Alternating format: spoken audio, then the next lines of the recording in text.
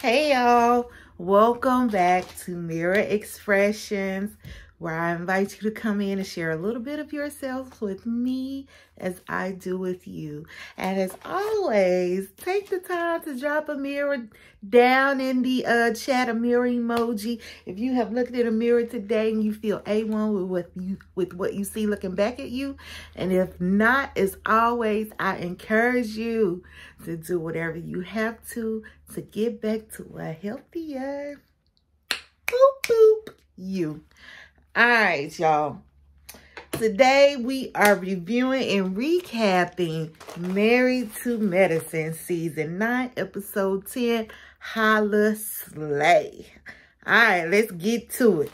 Oh, one more thing before we do, I'm going to pause and I'm going to give you an opportunity to hit that thumbs up button. Like this video, y'all. Like this video.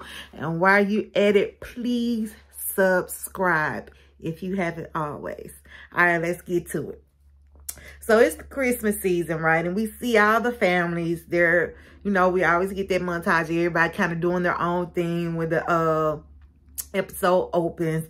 So everybody, we see all the families doing something to prepare for the holiday season, right? Let me turn this phone off before I get too into it. We don't want to be interrupted. Okay. So the one thing that I thought was really cute, because we ain't gonna go over what everybody was doing, because you know it is what it is.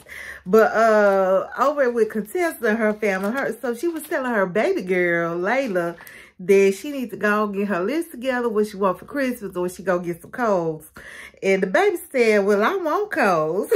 And I ain't gonna tell y'all, I was thinking she was saying she want a coal because she know her ass baby. I'm for real. I so thought that.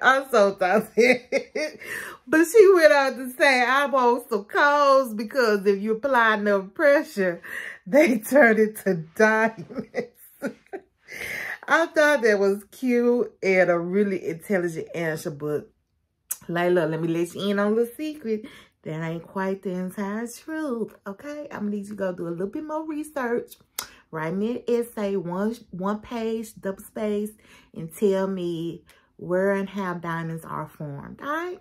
Then you get your real diamond for Christmas. All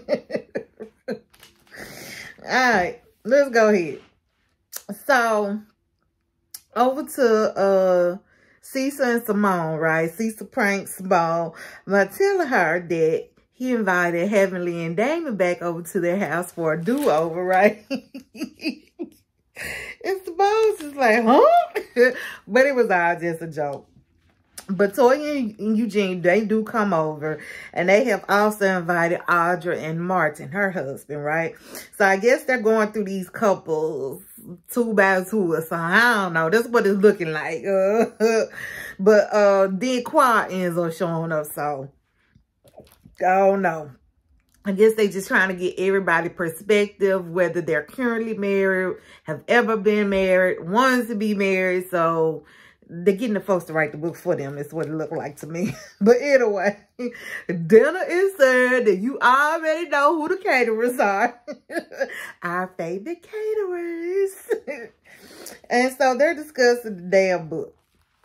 And I was just like, you know what? Like I said, I'm gonna write me a doggone book. And then I'm gonna interview all of my friends and families and just have them write the book for me. Put the shit together and put my name on it like I wrote it. That's what I'm gonna do. Because that's what it's coming across like Cecil and Simone are doing right now. Oh, my goodness. Honestly, it's just, this whole book writing storyline is kind of just, I'm over it. Just like I'm over Neela's storyline about not being able to take care of her children. I'm over it. So anyway, they're discussing, and Audra asked, well, does it apply to our generation? And so Eugene is like, well, what's your generation? And Audra was like, I was born in 1990.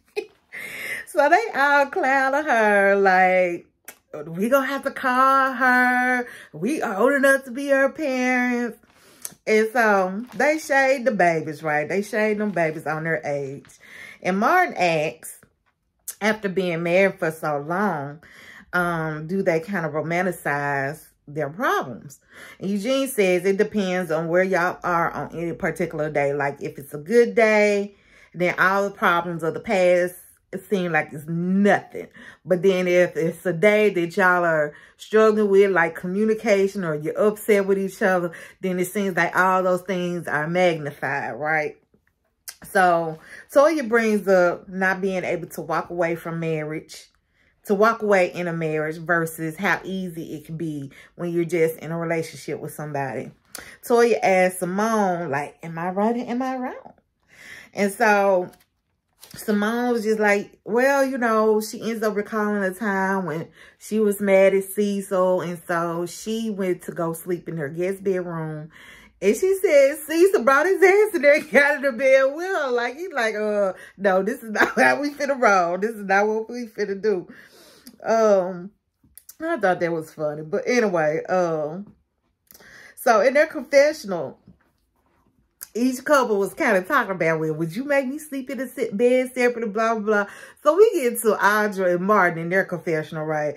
And so Audra is like, I would never kick you out the bed. And Martin says, I would. And Audra, she gets all exaggerative and flies her mouth open like, right? And so he's going to turn to her and say, well, if you do that, I won't. I ain't gonna tell you guys, it took me a little minute to catch that joke. It just didn't land right on my ears. I guess because her mouth was so wide, like, okay. Okay. But anyway, I finally got it. It clicked. I finally got it, but it was just like, okay. So Toy ends up shifting the conversation to how the same kind of thing applies in a friendship when there's a breakdown, just being able to communicate and give respect to get things in a better place. So Audra is like, shit, friends can come and go as long as I got my man. Then Audra highlights how Toy has been coming for her life when she called her a bad attorney, or when she called her out about her clothes. So apparently when they was in Vegas, there was a time when Audra had on this outfit that was from Champion, and Toya had something to say about that. So now, mind you, Toya has already said something about how she came dressed to the dinner that night because Audra had on some jeans. But, I mean, she was still cute. It wasn't like it was a formal dinner or whatever. She had on a nice little shirt, some jeans, and I can't remember if they showed her feet or not. So I don't know what kind of shoes she had on. But I'm thinking she had on some heels or something. But I could be wrong. But anyway, but I mean, she was cute or whatever, so I don't know. Toy all in that girl. Just, I don't know. I think Toy might be a little jealous or scared the girl gonna come take her place or something. I don't know. I'm just throwing some shit out there. But anyway, so Toy tries to justify her comment by saying, well, if we're all hanging out in Vegas and we look here and you look here, then people are pointing you out. Right, baby, when I tell y'all Cecil was getting his entire life off this conversation, they paying the camera to him, and he was just in the background cracking up, y'all. I was like, oh my goodness. I said, Cecil, you better stop before you get in trouble. Oh, so Audra goes on to say, I don't care about labels like you. I live my life on a budget because that's what adults do. So the two of them, they started going at it. But everyone was able to kind of shift the conversation back to the purpose of them being there before things got too out of hand. Unlike they were able to do when they had the dinner with Heavenly and Contessa. So it didn't get too out of hand, right? So Qua asks, we're still at the dinner, right? So Qua asks, how is it for the men in their masculinity with having alpha females as their wife? So Eugene speaks, and he just pretty much is like, there's push and pull in their relationship, but that it works for them, right? And then Simone yells out, because you know that's what she does. That's just how she talks. That there's a chapter in the book dedicated to Cecil and Eugene, and it's about being vulnerable. So Eugene says he is vulnerable, and then he goes on to say that I'm going to be vulnerable in this moment. So he turns to Toya, and he admits to not being the best team player in the last year, and he apologizes to her. I thought that was so sweet, y'all, and the fact that he was okay with doing it in that place with the other couples. You know what I'm saying? I know, you know, it's something it's something to have those things said to you personally in the privacy of your own home, because I'm sure it would carry just as much weight. It's all about the meaning behind it. But I also thought it was something to kind of be able to admit your shortcomings in front of a group of your friends too. So I thought that was kind of big. And Toya, y'all, Toya looked like she was about to cry, but she was like, but let me be hard about it. So all she said was, honey, we're good. And like I said, I don't know if that was because she was overcome with emotions, and again, she was trying to just front like she was, because she didn't. And her face looked differently from what her words expelled out of her mouth, if that makes sense. Because she looked like she was just really just, she just got emotional behind what he was saying. Like, I feel like she was waiting on that, or that she needed to hear that, because, you know, they hadn't been in the best place, right? So I think she was glad to receive that apology. But again, I don't think she wanted to come out as like she was being all soft about it, blah, blah. So she was just like, yeah, honey, we good, you know.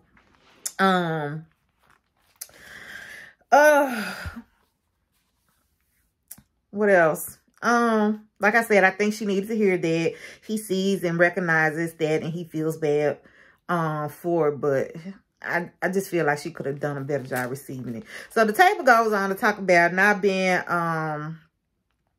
tit for tat in your relationship, how it's not healthy. And that was it. Things seemed to have ended on a positive note. Like I said, they were able to reel things in before it went too left. So over to Miss Qual, we see a little glimpse. We find out she's throwing a Christmas party / house party. And so she's calling it her Holi-Slay. So in this little montage, we see her meeting with her party planner, and they're just going over the fine details. Baby, this party is fit to be magnificent. Magnificent. Just by the things she's saying and going over. So over to Anila and Kieran's. Anila is struggling to make some instant hot cocoa, y'all. Anila, oh, child. Can you boil an egg? I mean, the simplest of things, instant hot cocoa. Just add some hot milk or hot water, baby. It's that simple. And how do you mess that up? How do you fuck that up, Anila? Because, god dang.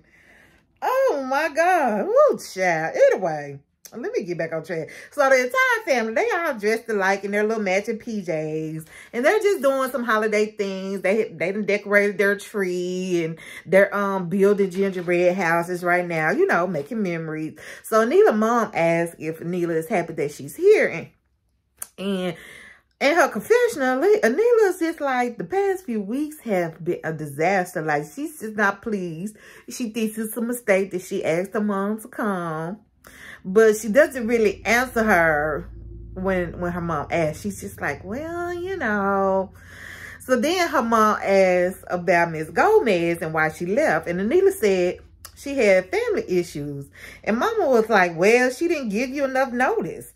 So now, you know, I would kind of speculate at this point, if I hadn't really seen other stuff from Anila moms, I would kind of speculate at this point that she's just not fond of Miss Gomez. Because, baby, she stay on Miss Gomez's head. She said last week that Miss Gomez ain't raised the kids right. She wasn't teaching them nothing. But just knowing Anila's mom, baby, she gonna criticize whatever and whomever. So I don't think it's personally just a Miss Gomez thing. I just think that it's an everything thing. She gonna criticize it. So Anila was just like, well, it was an emergency. So her mama keeps digging. It was like, well, was it a family issue or was it an emergency? And I ain't gonna lie, when she first said it was a family issue, I'm thinking like, I thought she was just trying to get away from your family, Anila. So, like, what's the real reason here why Miss Gomez left? Who knows? We may never know. Probably won't ever know. And I guess it really ain't that important no matter anyways at the end of the day. So, it's the day of Quad's Holi-Slay, right? So, Toya and Eugene, they're getting ready. And Toya's trying to throw shade with the gift that she's got for Quad, right? She says it's payback from when her and Eugene were struggling. And you remember Quad brought over their gift basket of stuff to help them learn how to budget and live within their means. So she done got this little gift basket together.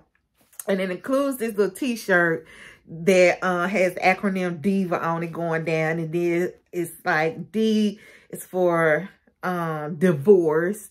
The I was for intelligent, V was for vivacious, and A was for awesome, right? And then they included like a Snuggie. And here go Eugene's for when she gets lonely, you know. And a bottle of wine for when she's home by herself and needs something to drink. And so they trying to just basically play on her being single. Because, you know, like even with the shirt, Toya really emphasized the divorce part of things. So anyways, it's party time and everything is looking fabulous. Like I said, I knew it would because we talking about Miss Quad. She got it. She got it. Yeah. So, baby, that house is beautiful. So, Audra and Martin, they arrived and they're impressed with Quad's home and all that she's accomplished by herself as a black woman. Carrie shows up. Again, we don't see much of her. We just always see her appearance. Okay, ghost. And mind you, she got a Santa Claus at the door greeting people, complete with his little Santa chair and everything. So I thought that was a nice little touch or whatever. Heavenly shows up. She's by herself. Dr. Damon ends up coming later on, so I figured he must have been coming from work or something. Dr. Contessa and Contessa, Scott arrive. Toya and Eugene show up. And when they do, Quad ends up opening her gift, right? And it did not land how Toya thought it was going to land, baby. Like I said, Toya thought she would throw the shade, but it didn't quite land that way. Quad said she loved the gift. She was like, divorce? Check. Intelligent? Check. Vivacious? Check. Awesome? Check. Oh, that is me. Oh, Toy, I know what it is. It's everything you want to be. I said, oh, bloop. Mic drop. Joke's on you, Toya. Y'all, that really tickled me, baby. Especially about this shirt. She said, oh, it's just everything that you want to be. Because she slick said, Toya want to be divorced. And I'm just like, now, that ain't funny as far as, like, wishing they're going to be divorced. You know what I'm saying? But it was funny. And it says that, you know, she tried to shade Quad. And Quad ended up shading her off her own gift. You know what I'm saying? But anyways, Jackie and Curtis with Simone and Cecil not far behind them. All have baited on the scene. So, Simone and Quad, they're dressed similarly, and so we get like this little insert, like who wore better. They had on this, both of them had on this long fitted red dress, and they both look beautiful in their dresses. So I ain't gonna say who wore better because they both look beautiful. So Anila and her whole crew arrived, and baby, when I say a whole crew, I mean a whole crew. She had her husband, of course, her parents, she had friends, neighbors. Like, I'm like, get down. All I could think about, like, that is just plain tacky. Especially if she had not, you know, addressed it with Quad first to see if it was okay. Well, I'm just gonna have to assume that she did, but I'm telling y'all, that was my first thought. You came and told with all these folks to a party you were invited to. But anyway, so one of the friends she brought is this Zayna lady who apparently also used to be friends with Toya. They all from the same neighborhood, right? So, outside, the people are gathering outside, right, for, I think, is this when, I think this is what Quad kind of called everybody outside, and she's like, we got some stuff going on out there, let's take the party outside, blah, blah, blah. So they're outside, right, and Heavenly is telling Dr. Jackie about Anila bringing the Zayna lady, right, because apparently this lady out here, my baby, he talking. Apparently this lady Zayna is spreading rumors about Toya sleeping with people in their neighborhood, right? And so Heavenly was just saying that she thought it was wrong that Anila brought her. So yeah, this is when they're outside when Quad had called them out. So after that, we see Quad on the mic. So Quad is standing like on her outside balcony while everybody's on the ground, right? So she gets on the mic, and in true Quad fashion, she begins to make this long speech about how people counted her out, and you got to know that just because you're divorced, it's not the end, and you can still blah, blah, blah, blah, blah, blah, blah, blah. You know how Quad do. You know how she does, right? And she had her mom standing up there with her, and she just was like, I think she kind of ended on a note of she's glad that she was able to bring her mom there and be with her and put her in a new environment with a better quality of life. And so, yeah. Anyways, the whole time Quad was speaking, yeah, the other couples were down below cracking jokes. They were Joan and Quad. It was so funny. Like they were joking her. They were clowning her about her giving her long speeches, because she does it every chance she gets. It is not a hidden fact that Quad likes to be on that mic talk. She likes to hear her speak. She likes to hear herself speak. Like, she's one of those people. And so everybody was clowning her, y'all. It was so funny. It was hilarious to me. So shit starts brewing, right? So Audra and Toya, they still got beef. Anila is telling Quad about a comment Toya made about her dress looking like she was in a skater's costume. And I'm laughing because it did. Oh, Anila's dress did look like it was a skater's outfit. Like, I would not have thought about that until Toya said it. And now I can't unsee it, because it does. It looks like one of them in a little routine. You'll see the little ice skaters get out. Oh. And then, like I said, Zayna denied already spread rumors about Toya. So this just seems like it's a Toya target show right now. That's what it is. Toya is the target. Like, everybody's mad at her. So we're back on the inside, and a group of ladies are talking. Like, it's, of course, all the ladies on the show. Except I didn't see Contessa in the mix. But let's see. Quad was there. Jackie was there. Simone, Heavenly, Toya, Carrie.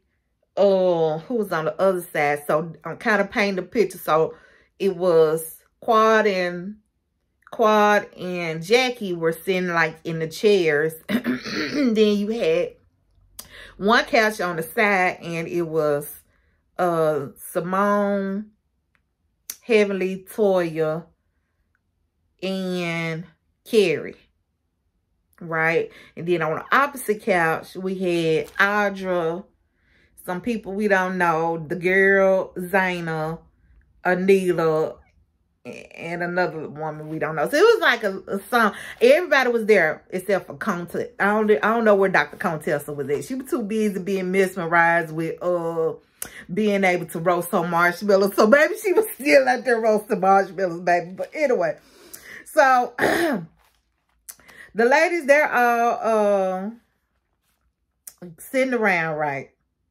And so Quad, she's trying to tell a story from her childhood, and like she introduces the lady to one of her childhood friends. So she's trying to tell a story, and Toya just kept interrupting the lady. Now imagine Toya look like she gone. She look like she gone on her Patron that she likes to drink. So Toya look like she lit. That's all I'm gonna say. So she kept interrupting Quad. So she Quad is getting up and telling her, let her speak in her own goddamn house. Like, be quiet, right? So Aja tries to say something to Toya about her behavior. And Toya was like, ugh, why is she talking to me? And Aja said, because you talk a lot of shit, right? So then Aja pops up, and the whole time you see her got her phone, right? She like this. So you know she finna break out something on this phone. I was just like, I'm thinking she finna pull up something or another, but no, she has her phone. So she started going off, and she proceeds to pull up the calculator on her phone, right? And she was like, you said you got 100 million for your house. You know, not 100 million. You say you got $1 million for your house that you just sold. So she started literally breaking down shit. So she just exposing Toya. She like, how is that? Let's just say you did get that. And then you had to pay this. And you had to pay that. And blah, blah, blah. And then she ends up saying, and then you got your 7 liens. So now you already in the negative. I was like, oh, wait. Baby. The way she exposed her Eugene's debt. Ooh. Toya, she was trying, y'all. She was trying to act like she was unbothered. And she tried to flip it on her by saying the girl crazy about looking her personal information up, right? I'm like, Toya, this all you get.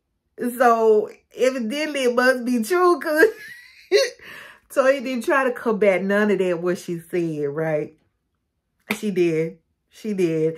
But we all knew it, right? We all knew something was going on, and that was the real reason they ended up selling their house, right? I'm saying. And so while they would then turn around and try to build another house and be even more, I don't understand it. I don't understand it, but ain't my problem. But anyway, but yeah, so Toya, so in her confession, Toya was like, grow up. We're too pretty for this. And I'm thinking like, well, you was coming for her, and she just, even though that it did seem kind of rehearsed, so, but she was ready. She was ready. You should have been coming for her. You know what I'm saying? So, anyway, that whole situation, it was just awkward. So, Simone is like, okay, Toya, it's time to go. So, she tried to get up. Well, she does get up, and she tries to get Toya to leave out with her, right? And Toya's like, no, I ain't going nowhere. I'm going to be nice. So, Simone, she sits back down. Now, I have to paint the scene. Like I told you, you had Simone, Toya, Heavenly, Carrie, and Toya had a friend, Kamita. They were all on one couch, right? And very on the opposite end, right across from them, you had Audra, Anila, their friends, and Zaina, or whatever her name is. They're sitting completely opposite of them, right? So, all of a sudden, Anila got her some courage. I don't know if she was on that liquid courage or not, but Anila tried to get crunk, baby. And I was just like, Anila, if you don't sit your little ass down, because you ain't going to bust a grape. Not a grape. But she tried it. She got started going in on Toya. And so Toya's friend Kamita, like I said, she was over there, right? She jumps in it too. So she's just like, who you talking to? So then her and Neela and Kamita go in, and Kamita ain't going, baby. Kamita jumped up like, I will beat your ass. So I said, okay. I see you, Aneela. Aneela's trying to play big girl. But what she wasn't expecting was for Kamita to get that ass up. So Kamita jumps up. And she looked like she didn't come to play, baby. And so Kawhi was just like, not in my house. She was like, most times you got to tell people not to walk around in their shoes. I got to tell the people not to fight. You know, so Kawhi comes and she's like, nah, what we ain't finna do is we ain't finna fight in my house, blah, blah. So they had to separate them, right? Well, they had to pull Kamita back. Let's say that, because Aneela ain't gonna do nothing. Aneela won't finna bust a grape. So Aneela had the nerve to say to Toya, why do you even have a friend here that shouldn't be here? Now, Aneela, I know you ain't talking. I just know you ain't talking. And the way y'all showed up with your car looking like it was full packed like some sardines. Now, Aneela, ain't that the pot calling the kettle? Don't do that, boo. Don't do that. How you gonna tell her she got somebody there that shouldn't be there and you came with all them folks that you came with? So now, the Zaina chick, she wants to speak up. She decided it's time for her to get crunk too. So it's like, all these folks feed off of each other. That's what it's like. That Audra decided to get us. See, I think Audra about their life anyway. You know what I'm saying? But as far as Aneela ain't about their life. But I think she saw an opportunity, saw a moment, and trying to feed off of Audra, act like she a big girl when she ain't. And then the Zaina chick, I don't know, but she seemed like she ain't about shit either. As far as doing something. But again, when you feeding off of each other, that's kind of how things go. So she speaks up and she wants to get crunk. So Toya's like, what is she saying? What? And so Heavenly ends up telling Toya, you know, that Zaina had been saying that she been going around sleeping with folks in the neighborhood, right? So Toya confronts the other side. She like, who said that? Who said I was sleeping with somebody in the neighborhood? So, again, look like Simone got up. It was trying to get Toya, because now Toya to get riled up again, right? So, she was just like trying to get Toya to leave with her, but somebody ended up sending Simone down. And that was pretty much the end of the episode. We got a to be continued. So next week the party continues. And we do see that it's gonna keep going. It's gonna keep going. All I can say is some bowls were thrown. And there was that on there. So I can't wait to see what happened. How did the Holi-Slay end? Did it end with somebody actually being slayed? Anyway, y'all, that was it. And until next time, y'all continue to pray for me. I will pray for you all. And we will always watch God change things. Bye, y'all.